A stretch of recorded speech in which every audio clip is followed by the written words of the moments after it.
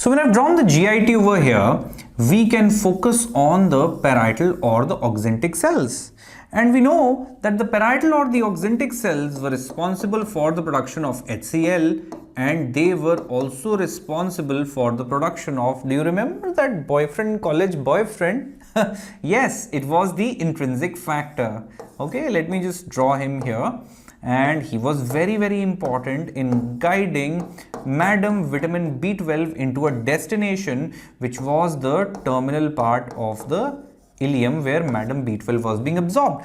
Now what happens, sometimes there are certain antigen antibody reactions here happening in the parietal cells.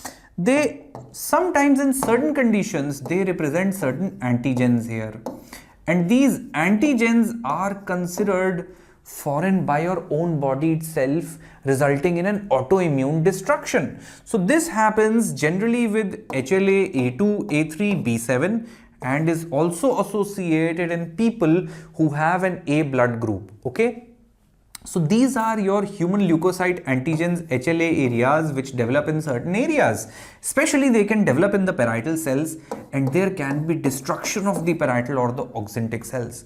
Now when there is destruction of the parietal or the oxyntic cells, this is your autoantibody destruction. Your own body is considering the parietal or the oxyntic cells to be foreign and is destroying them. And here what happens, even the intrinsic factor is not formed. Now when the intrinsic factor is not specifically formed here by the destruction of the parietal cells or the oxyntic cells, do you think Madam B12 will be absorbed? If you remember your good old Madam B12, now do you think will she be absorbed? No, she will not be absorbed, because nobody is there to guide her, and she will just pass out into the stool without being absorbed properly, because intrinsic factor, the boyfriend, is not there. Now this condition results in a condition which is pernicious anemia. Pernicious anemia is also called as Addisonian anemia and is also called as Bayer-Mers anemia. So this is a part of the macrocytic megaloblastic anemia, and yes, macrocytic megaloblastic anemia's one of the causes can be the autoimmune destruction of the parietal or the oxyntic cells, resulting in the condition which is called as pernicious anemia, also called as Addisonian anemia, also called as Bayer-Mers anemia. And now you should have that extra note copy out, and you should write these extra names frivolously in that. The concepts should be written in your oral pathology copy. Okay, always remember to go like this. Anyway, so what happens in these conditions? In these conditions of macrocytic megaloblastic anemia, what's happening is that there is a generalized weakness in the patient, because there is generalized loss of these vitamins. The tongue is sore and painful, and as discussed, this tongue, you see, is bald. It does not have any papillae. Okay, now just so as you do not confuse, I will just write the names of a couple of tongues, because there can be confusion. Now, and I had told you this tongue, when the papilla goes off, it can appear as raw beefy. Okay, well, now what happens, whenever we mention the condition beefy tongue, always remember would be, remember B for beefy and remember B for B12 deficiency. Yes, not a good acronym, because I'll tell you later why, but you have to remember beefy tongue with B12 deficiency, and this glossitis is called as Hunter's glossitis, or Muller's glossitis. Okay, so this is called as Hunter's glossitis. It is also called as Muller's glossitis, and this condition should not be confused with raw beefy tongue. Okay, it should not be confused with raw beefy tongue. See, the beefy tongue should not be confused with raw beefy tongue. Raw beefy tongue is seen in niacin deficiency. Where is it seen? It is seen with which vitamin deficiency? It is seen with niacin deficiency, and it is called as the bald tongue of Sandwich. Okay, that is called as the ball tongue of Sandwich. So the ball tongue of Sandwich is a different entity, and the beefy tongue of B12, the Hunters and the mollusglucitis, is a completely different entity. These two should never ever be confused. Okay, just keep that in your head, that beefy tongue is different and raw beefy tongue is different. Beefy tongue is associated with B12 deficiency and raw beefy tongue is associated with niacin deficiency, right? Both of them will have glossitis, but a little different types. Now, what else can happen in B12 deficiency? Okay, so this was the sore and painful tongue which we had talked about. In fact, we had differentiated the beefy tongue from the raw beefy tongue.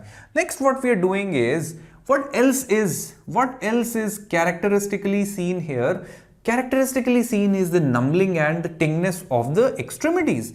And as discussed, what happens if you remember your odd chain fatty acid, which was malonyl coenzyme A, was going onto your nerve fibers, stripping them out, especially your posterior and lateral columns, which were running up and down, getting those sensations from the brain to the motor areas and vice versa to the spinal cord. Now, these would not function properly because of demyelination and would result in nervous aberrations and nervous alterations, which would be sort of permanent. Okay, these demyelinating problems with B12 deficiency would be permanent. So we've talked about this pernicious anemia as a separate entity, sort of a part of the megaloblastic anemia. We've talked about the painful tongues. We've seen multiple types, and we've talked about the numbness of the extremities as well. Another thing to by heart was the HLA antigen, which was A2, A3, B7, and the A blood group, which was associated with the pernicious anemia. Now, the next thing what we look at are the laboratory features which would be present when you take a look under the microscope. Now, with B12 deficiency, we've already discussed along with the folate deficiency that somehow DNA cannot function properly and the cells would be immature. What would happen with the immature RBCs? You can see specifically that certain bodies here are being seen inside the RBC. Can you see this bluish inkish nucleus here? Yes, we can see this bluish inkish nucleus, sort of like an ink spot nucleus. And these specific bodies, when they are present in the RBCs, are called as Howell-Jolly bodies. Okay, so what are Howell-Jolly bodies present in the RBCs? They are nothing but nuclear remnants. Yes, these are the remnants of the nucleus which shouldn't have been there, because when the RBC matures, the nucleus completely fades away, the nucleus completely vanishes, it is not there. But since here the RBC is immature, we find a structure here which is called as Howell-Jolly body, which can be seen over the microscope. Another feature, I think this is highly magnified, it would not be visible, but it is like in the shape of a ring here. Okay, so these rings are also seen in the RBC, and these rings, you can see this B structure is the nucleus, which is another nuclear remnant which is signifying the Howell-Jolly body. But the question is, what is this ring-like structure which is seen sometimes present in the RBC? It's a ring. This ring-like structure in the RBC is called as a Cabot's ring. Okay, what is this called? This is called as a Cabot's ring, and in fact these are signifying microtubular remnants. Okay, do you remember the microtubular assembly? Okay, it was there during the cell division process. So here you find that the cell division process is not complete because the cell is immature. It kind of sticks and freezes in frame when it was dividing. After that, it does not mature. So we have some remnants of the dividing cells, which are the microtubular remnants seen as a ring shape, and these are called as Cabot's rings. So two very specific hallmarks. In fact, these two conditions are not, they are seen here in the macrocytic megaloblastic anemia, but these two can also be seen in other conditions as well. But then if you find these with bigger RBCs, with immature RBCs, yes, then it would signify megaloblastic, a macrocytic megaloblastic anemia. Now, a diagnosis always is correlated with the lab, with the oral findings, with the clinical findings, and another lab markers as well. The two lab markers which we had discussed were the increase of the homocysteine levels and the increase of the malonyl coenzyme A levels. All of this, when corroborating evidence, then would suggest a diagnosis, okay? Until and unless it was again only a provisional diagnosis, unless not confirmed. Okay, so what other markers are seen here? Because the RBCs are immature, there would be their destruction, and the bilirubin is elevated along with serum lactate dehydrogenase, that is also elevated. Because these RBCs are destroying, serum potassium is reduced, cholesterol levels in the body are reduced, and the alkaline phosphatase levels are reduced. So you have to remember which two markers are elevated: bilirubin and lactate dehydrogenase. Which three are going down? They are the serum potassium, the cholesterol, and the alkaline phosphatase. Always remember that. Okay, now is there anything else seen here? Thankfully not, and this is where we actually finish. But before finishing, I would like to mention a couple of tests here. Okay, so if you want to test, how do you test that there is a B12 deficiency? You do a test which is called as the Schilling's test. Okay, right? So the test which is done specifically for B12 deficiency is Schilling's test. Now mind you, the Schilling's test which we are doing is not very specific. It basically is not used for the diagnosis of B12.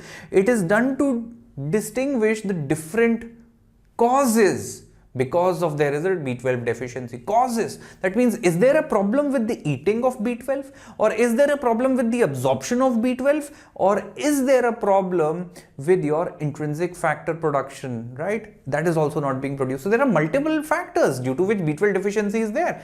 Either you're not eating it, either it is not being absorbed in the ileum, or either the intrinsic factor is not being produced. So the Schilling's test is not going to tell you that what kind of B12 deficiency is there, but yes, it is going to tell you the different causes because of the B12 deficiency is there. Okay, right? So that is how it is not used for diagnosis. For diagnosis, always remember your malonyl coenzyme A and homocysteine levels are used. This is only used to distinguish the different causes of B12 deficiency. Never ever confuse, make it in your notes. Okay, and is there a test for detecting folic acid deficiency? Yes, for folic acid, we have the test which is called as FIGLU. Remember, F for folic acid and F for FIGLU. FIGLU is formiminoglutamic acid test or formiminoglutamate test, one and the same thing. So FIGLU test is done for your folate deficiency. Always and always remember. Okay, so with this we have completed only one thing right now, which is the macrocytic megaloblastic anemia. Now next what we are doing is, next we are going to talk another blood disorder which is called as celiac sprue. The celiac sprue is also called as Geerhardt's disease, and in some terminologies this is also called as gluten sensitive enteropathy. So what is happening in celiac sprue? Celiac sprue basically consists of a malabsorption syndrome. In malabsorption, we will see we have the stomach and substances are not being absorbed here properly. Now why are the substances not being absorbed properly? Because of a human leukocyte antigen which is DR3 and DQW2. Okay, another thing to by heart, no explanation for this, just write it down. It is very different from HLA, A3 and the A blood groups. Okay, do not confuse this with your pernicious anemia. Celiac diseases, HLA are very different, and this is where the examiner can in fact confuse you. Okay, so we have HLA DR3 and we have HLA DQW2, and these antigens again are represented by these cells and they are destroyed by this HLA. When these cells are destroyed, you see there is a progressive destruction of your mucosa area and the cells of the GIT.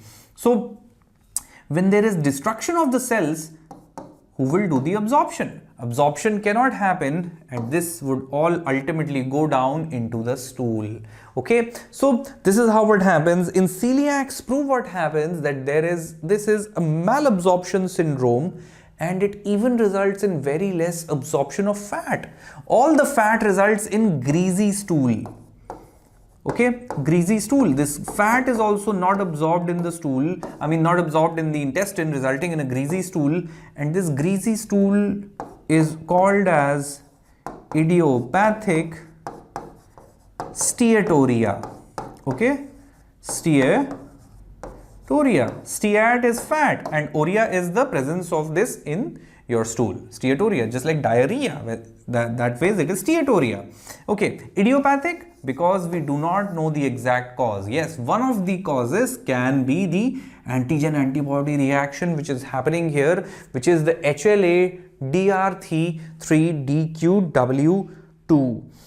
Okay, so now here what happens is that there is a progressive malabsorption. Generally it starts with the stomach, and this would progress to the small intestines, this antigen antibody reaction. And the first one here to encounter would be the small intestines, first part, which is the duodenum, then jejunum, and then ileum. Ultimately, when this swelling and antigen antibody reaction spreads to the ileum as well, and you remember who was being absorbed at the terminal part of ileum? Yes, it was B12. So now, in fact, in very severe form of these diseases, which is the celiac sprue, even the B12 would not be absorbed, and B12 absorption would be impaired, and almost nothing in these patients is generally absorbed. In some people, this can happen because of gluten. Now, gluten is a substance which is generally encountered in wheat and other substances. In these people also, their intestines are generally inflamed, constituting a malabsorption syndrome. So these malabsorption syndromes together constitute the celiac sprue, which is also called as, yes, the other book, isn't it? It is also called as Geertner's disease. Okay, the next condition which we are going to talk about is aplastic anemia. Now, aplastic anemia signifies that nothing is being synthesized by the bone marrow. Remember, bone marrow like a house. And this house generally results in the formation of RBCs. This house results in the formation of WBCs, and this also results in the formation of platelets. And here we see that this bone marrow house is synthesizing next to nothing, almost nothing is being formed, and this condition is called as aplasia. Okay, this condition is called as bone marrow aplasia, and it would result in the anemias of RBCs, that is anemia, WBC, which is leukopenia, and platelets, the megakaryocytes would also go down and nothing would be formed. This aplastic anemia can be of two types. We can have a primary cause where generally we do not know the exact cause, and secondary aplastic anemia conditions we know the cause as to why it has happened.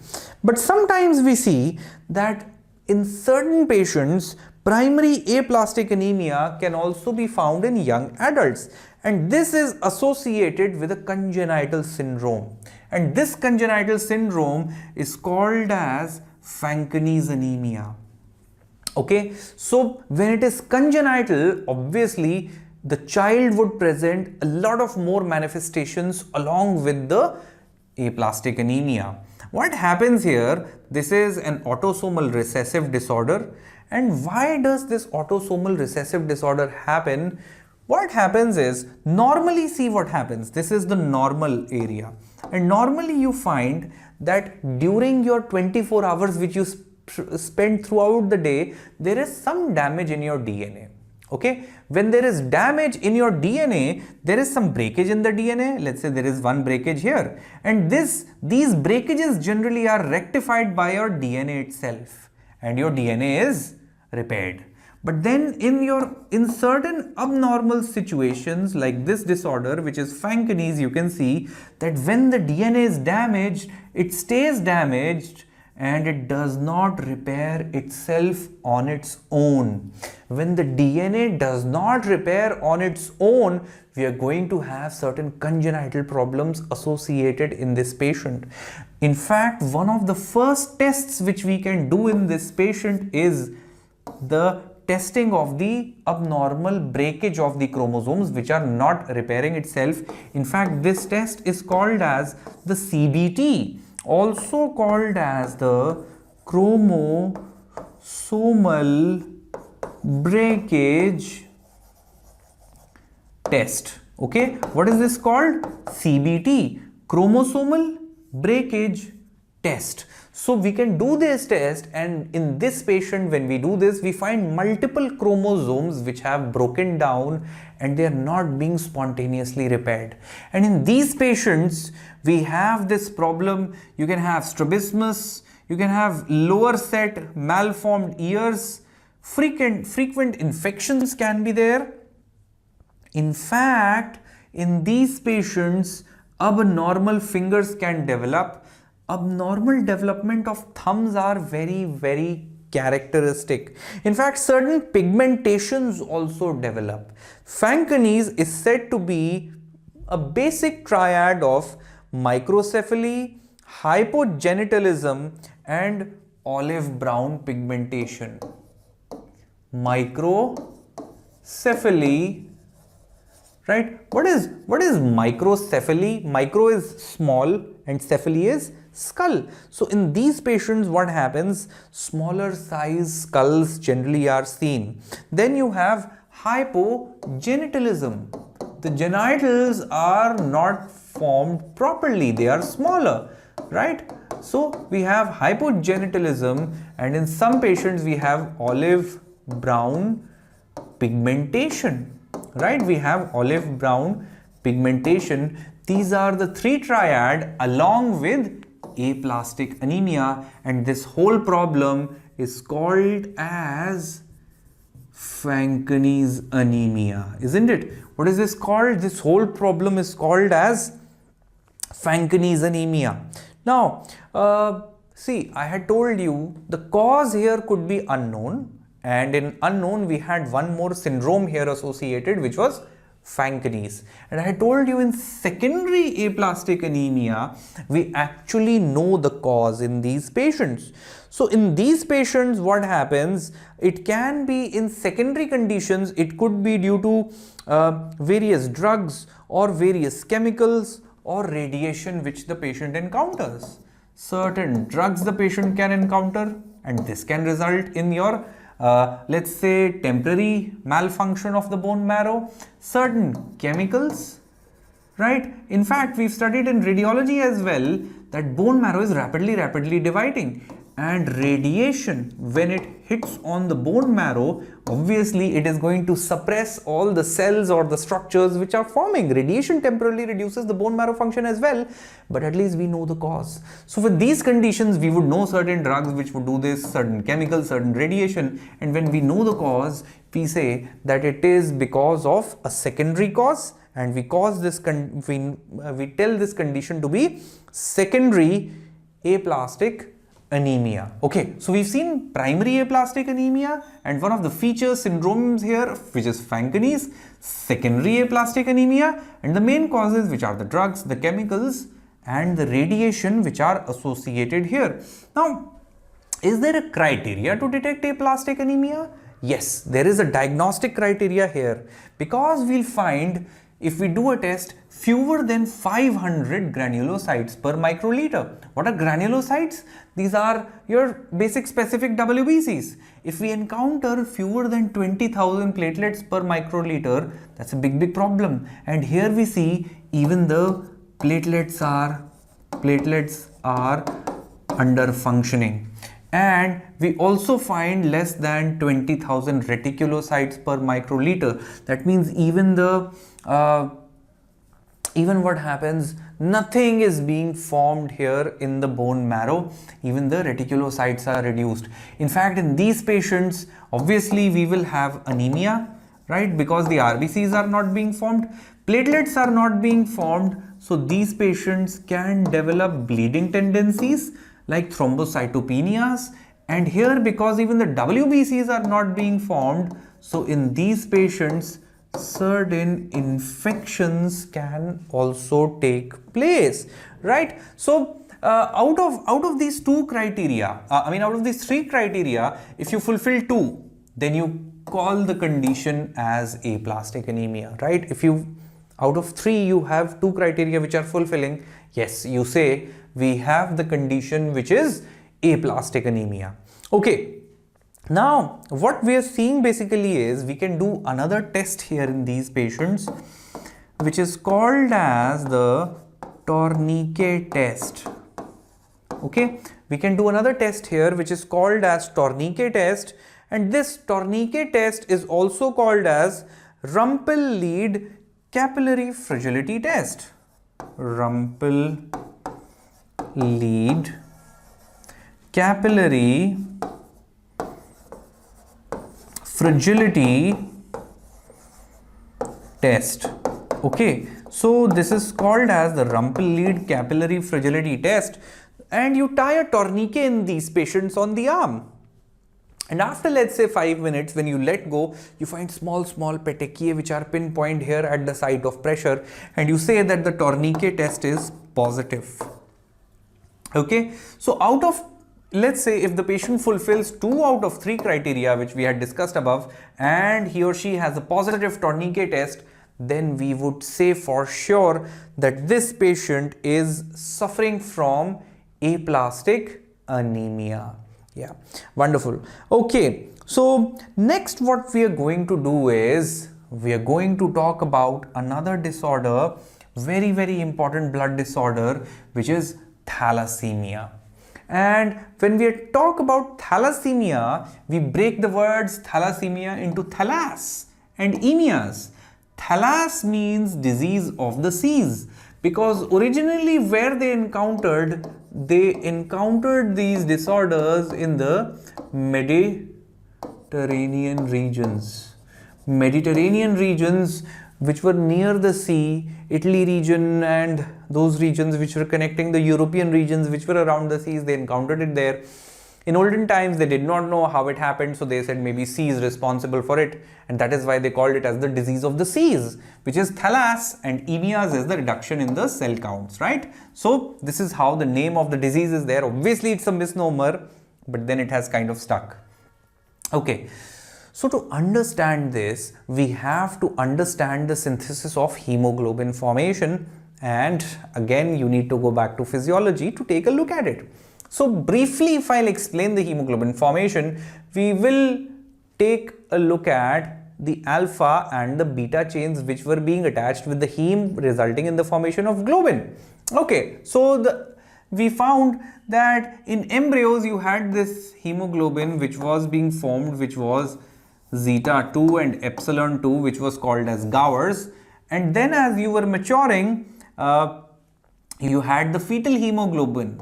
Okay, it was formed via 2 alpha chains, and this was alpha 2, and these were located on chromosome number 16, and by the contribution of 2 gammas which were from only one region itself, resulting in alpha 2 gamma 2, and this was your fetal hemoglobin, and gamma was present on chromosome number 16. As you matured here, you converted into an adult. What happened was, as you converted into an adult, one alpha came from here, one alpha came from here, resulting in alpha 2 from chromosome 16, and 2 betas arise from a single position, resulting in alpha 2 beta 2, and this is the adult hemoglobin. So how is the adult hemoglobin forming? Basically, we have 2 regions, this one region and this another region which is present on chromosome number 16, contributing in 2 alphas. In same ways, from the chromosome number 11, we have only one beta region which contributes to both the beta chains, resulting in adult hemoglobin. Now in thalassemias, there is some problem with these chromosomes and they stop functioning and they do not form either the alpha chains. When the alpha chains are not formed, they will be called as alpha thalassemias, and when the beta chains are not formed, they would be called as beta thalassemias. So firstly, what we'll do is we'll start taking a look at the beta thalassemias. Now, when we start taking a look at the beta thalassemias, we see here that we have two chromosome 11s. Now, you will say, going back, sir, you had showed us only one chromosome 11.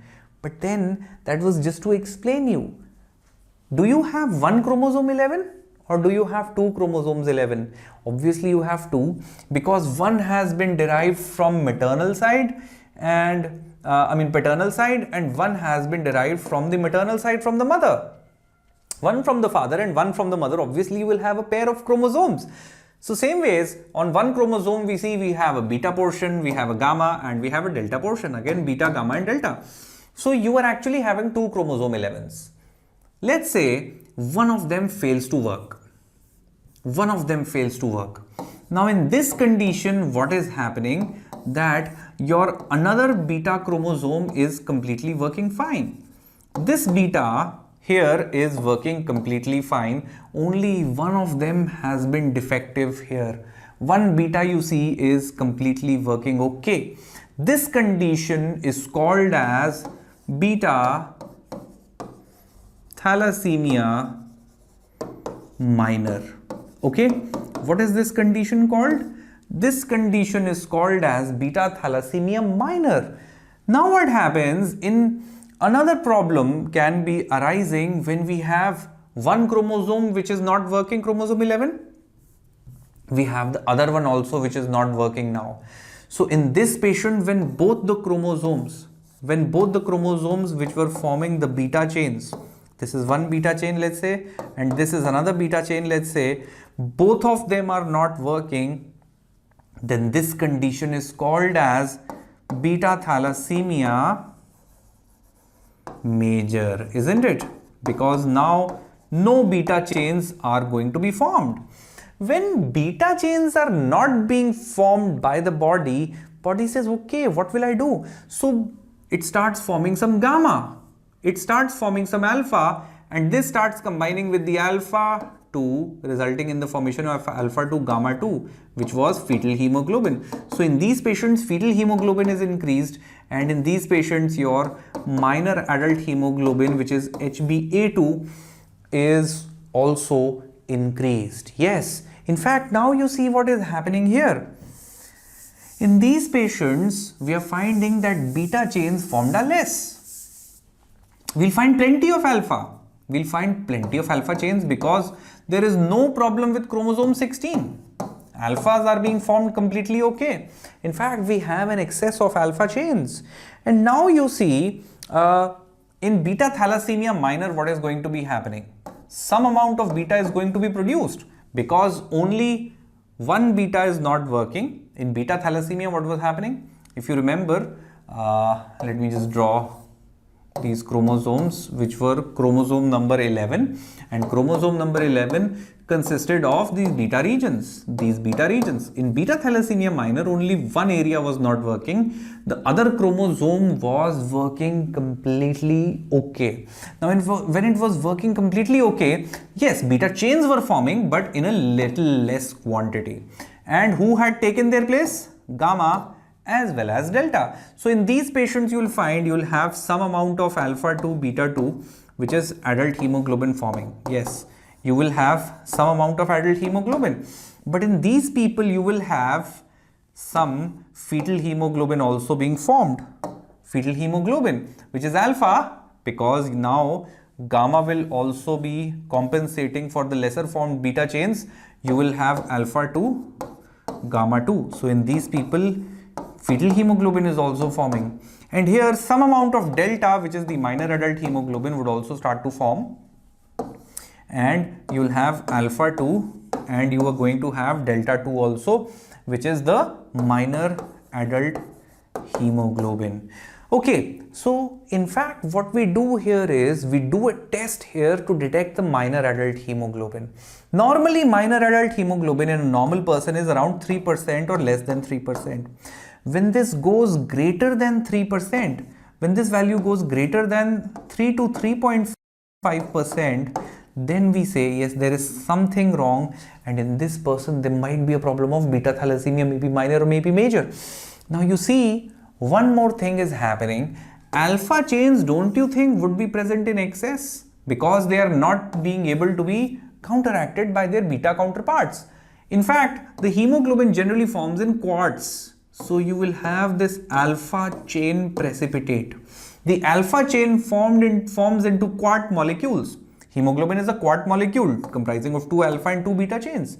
But here what happens is the 4 alphas start to form quart molecules, and this alpha chain precipitate, these alpha quart molecules are called as Fess's bodies. Okay, what are they called? They are called as Fess's bodies, and Fess's bodies are a hallmark of beta thalassemia. What is Fessa body? They are alpha chain precipitate and alpha quadrates. Normal hemoglobin quadrate is 2 alpha and 2 beta. But since there were no beta generally present here, there were very less, the alpha says, okay, let us start forming quarts, and that is not good. It starts precipitating, and these bodies are called as, what are these called? These bodies are called as Fess's bodies. Okay, moving ahead. Now let's encounter alpha thalassemias. And alpha thalassemias are a little more complicated because you would find chromosome number 16, one from the father and the other from the mother. On one chromosome 16, you're going to have 2 areas. This is the first area for alpha. This is the second area.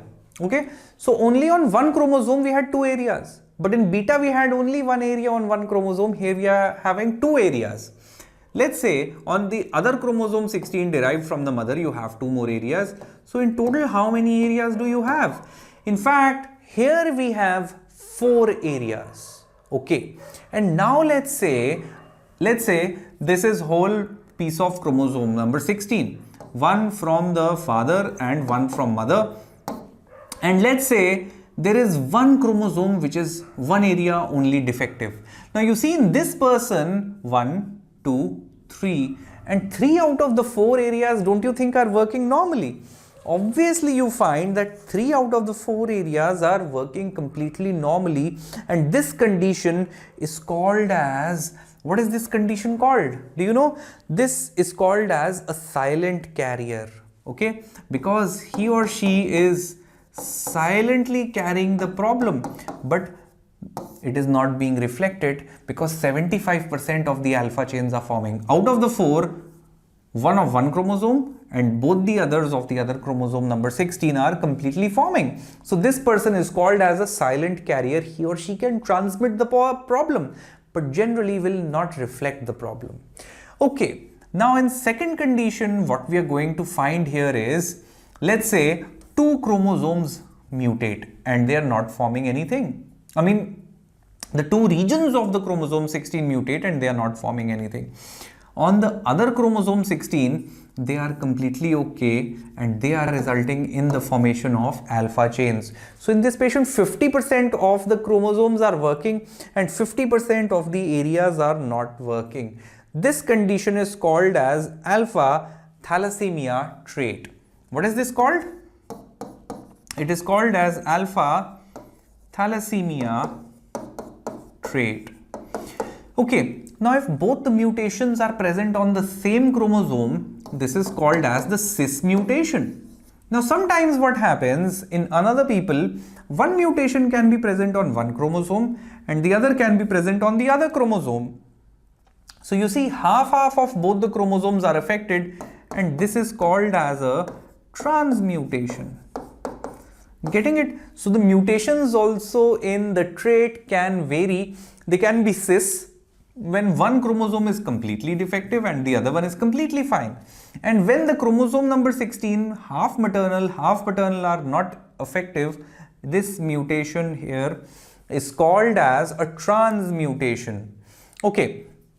And this whole condition is called as alpha thalassemia trait. Okay. Next, we are going to see here that one whole chromosome is not working and the other chromosome, one alpha portion, is not working. only this one area, that means only one region out of the 4 is working and is forming alpha chains. Now this can be a problem, and this problem is called as HBH disease. What is this called? This is called as the HBH disease or the hemoglobin H disease. Now here we find, what do we find here? Okay, now what do we find here is that hemoglobin, these alpha chains are not being formed in proper quantity. We have very less of alpha chains, but we have plenty of beta chains.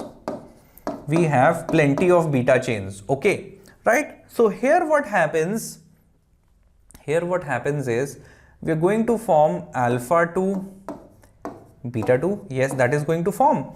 But then beta chains also are going to form a quadrate, which is beta 2, and this is going to precipitate. And this beta 2 is called as HBH. What is this HBH? And that is why the disease is called as HBH disease. Okay, in some people what happens is that gamma chains can form a quadrate. Okay, when the gamma chains, they form a quadrate, this is called as HB Barts. What is this called? This is called as HB Barts. And mind you, it is very, very different from Fessa's bodies. What were Fessa's bodies, if you remember? Fessa's bodies were alpha chain precipitate. Gamma chain precipitate is HB Barts, and we have HBH, which is beta chain precipitate. So do not confuse between the three. In HBH disease, what are you going to encounter? You're going to encounter HBH, which is beta chain precipitate. And this condition is called as HBH disease, in which 3 out of the 4 portions of the alpha chains are not working.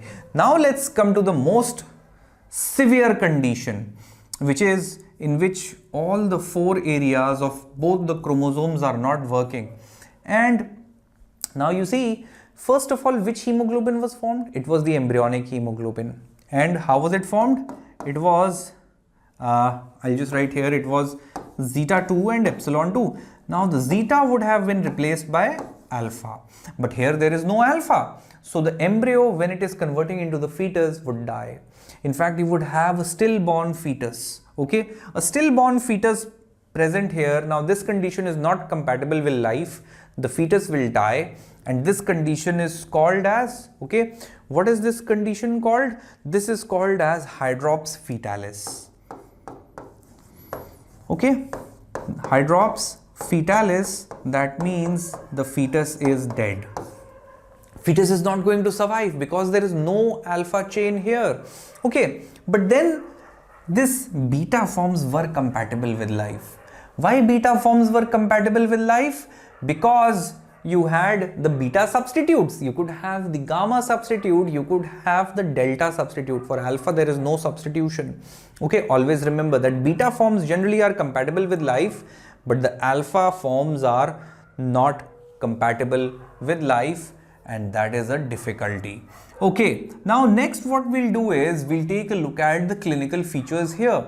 Now you see that when either the alpha or the beta chains are not being formed here, this is going to put severe pressure on the bone marrow, and the bone marrow will say, let me form more cells, let me form more cells, let me form more chains. Marrow spaces are under constant pressure, and this results in these faces which are called as rodent faces. Okay, it results in these faces, and the patients generally look like as if they are, looking like rats. So these patients have prominent premaxilla.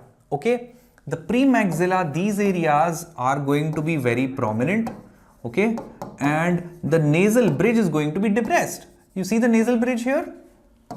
So we have a depressed nasal bridge, and this gives a very, very characteristic appearance, which is called as rodent facies. You can see in this patient prominent premaxilla and a depressed nasal bridge, and looks like chipmunk, isn't it? Chipmunk facies, sometimes some people call it, and we will refer to them as rodent facies. Okay, so these are the clinical features. If we talk about the lab features, again the RBCs which would be formed would be of irregular shapes because they would be having some condensation of extra hemoglobin. Sometimes the hemoglobin chains are not properly formed, and we have elliptocytes. These are ellipse shaped RBCs.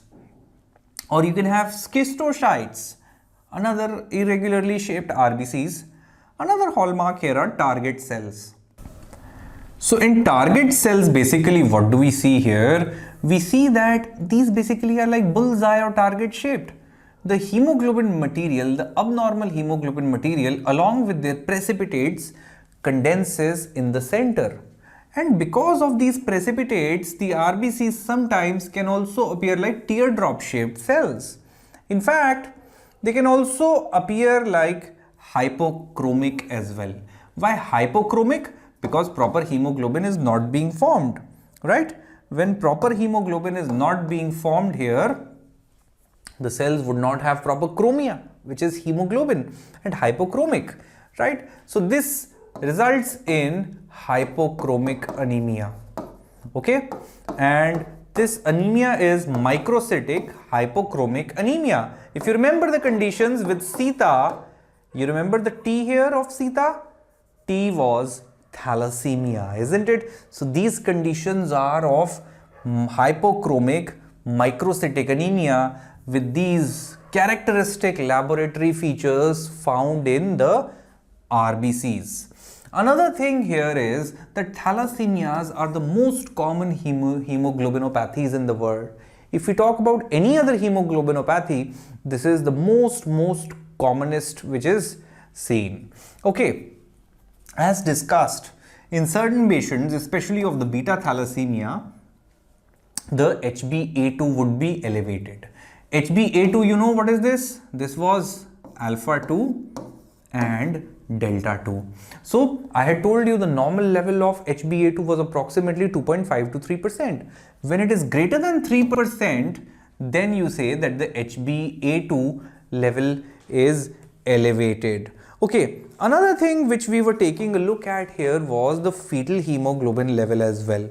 And when we were taking a look at the fetal hemoglobin levels, when they are going in excess of 5%.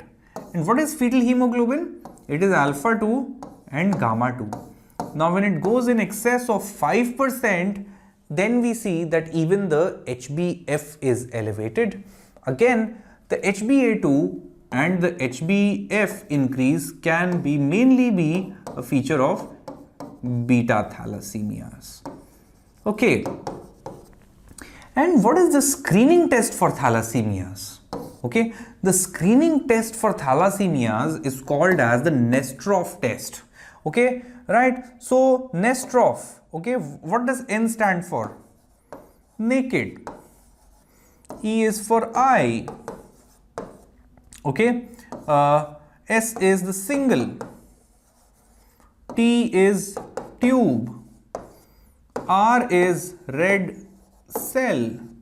O is osmotic, and F is fragility. Right, that's a complicated name, but you do not remember it. Just remember the acronym of it. In fact, the acronym is the name itself signifying everything. It is naked eye, single tube, red cell, osmotic, fragility test, and this test is called as the Nestrov test. Okay, so this almost is, we are almost on wrapping up the thalassemias. Next, we are taking a look at the radiologic features. Now, you know that bone marrow is under severe pressure to form these RBCs, and bone marrow is working extra hard. So when the bone marrow is working extra hard, what do we find? That the trabeculae here on the head, cranium, become very fine. because the bone marrow is having hollow spaces, and these hollow spaces are being reflected here by an appearance which is called as, what is this called? It is called as the hair on end appearance. Okay, a very hallmark type of appearance which is seen in your thalassemia. Now this hair on end appearance is also seen in sickle cell anemia, but there it would be seen in lesser percentage and in lesser severity as compared. Sometimes in MCQ, if they ask hair on end appearance is seen in, and they give both the options as thalassemia and sickle cell anemia, then you please and please mark thalassemia, okay? Because thalassemia is greater than sickle cell anemia, this condition, which is the hair on end appearance, because the skull, these marrow spaces are under severe pressure and they are kind of being highlighted here. Okay, right? As it is, what happens is, see, if I draw a micro diagram, let's say this is the skull and this area is highly condensed. There is no gap here. Okay, there is no gap. But then when the marrow is under pressure in the bone, certain gaps start to develop. And these gaps generally are reflected as hair on end appearance. Same ways, the ribs also are synthesizing the marrow, isn't it? If you remember, the flat bones are synthesizing the RBCs. If you remember the acronym VSR, it was vertebra, sternum and ribs. These were the three flat bones which are synthesizing and taking part in the hematopoietic process. Now these are also under stress. In fact, the ribs start becoming hollow and it looks like as if there is another rib present in the rib. Let's say this is a rib and it appears as if there is a rib inside this rib. And this appearance is called as rib within a rib appearance. Again, this rib within a rib appearance is another hallmark of thalassemia.